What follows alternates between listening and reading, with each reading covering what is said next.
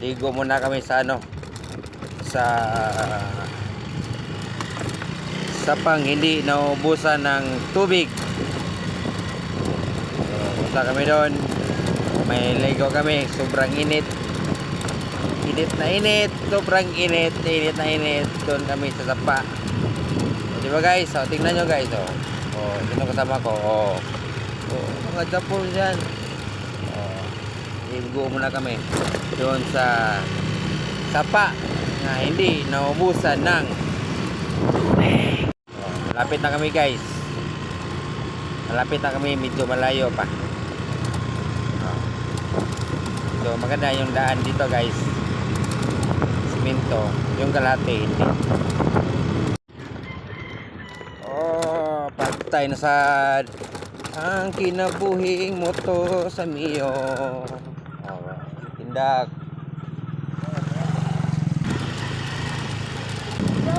So ito yung daan guys, patungo doon sa sapa nga hindi naubusan ng tubig. Ito yung daan, medyo hindi na maganda. Di ba? Doon lang ang pangit ang karsada. Dito maganda na to.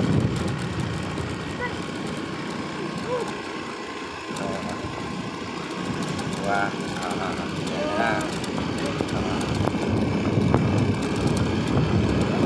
So nakaka-inspire dito guys kasi maganda yung karsada, pati mga pinagdaanan natin dito, yung mga bahay, yung mga tao, magandang loob. Diba? Saka may classmate ako dito guys, alam ko yung bahay nila.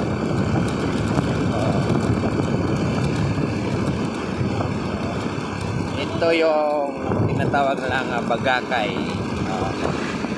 Bagakay area.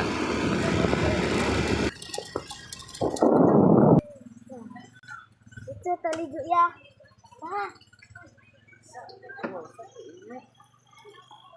Ako. So what's up? So nandito tayo ngayon sa Bagakay Barili. So ito yung tinatawag natin na tubod o falls nga sapa, hindi naubusan ng tubig. So ito yun guys.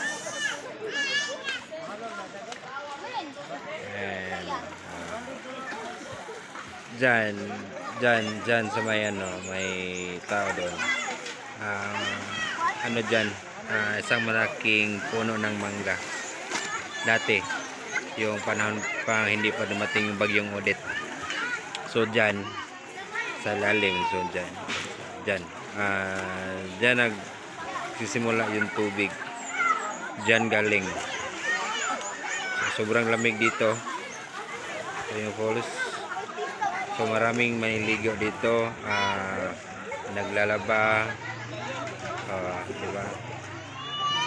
So, para itong spring, diba?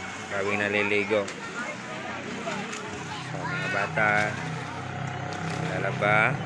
Tingnan nyo guys, free dito, walang bayad.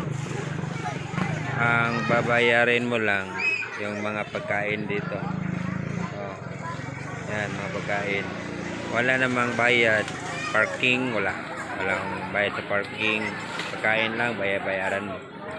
So ito guys, so yan, ang dami naglalaba.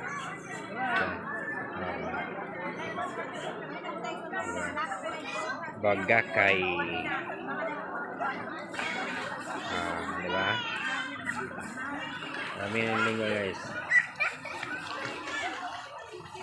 Saka yung daan dun, ayos na ayos, hindi tulad ng dati.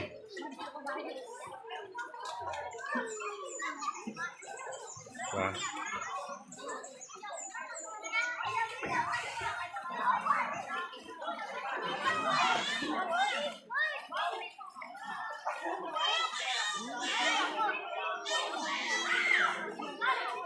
Naglabahan guys. See.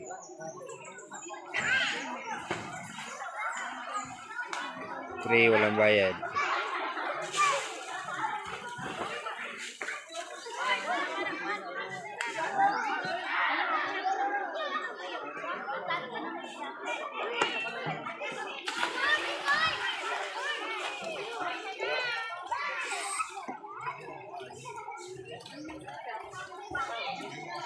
So guys, turuan ko kayo paano mag dive. Basic lang.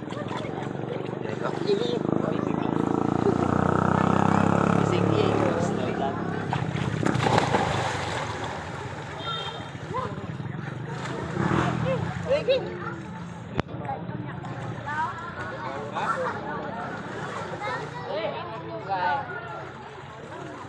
Ano nasawa mo?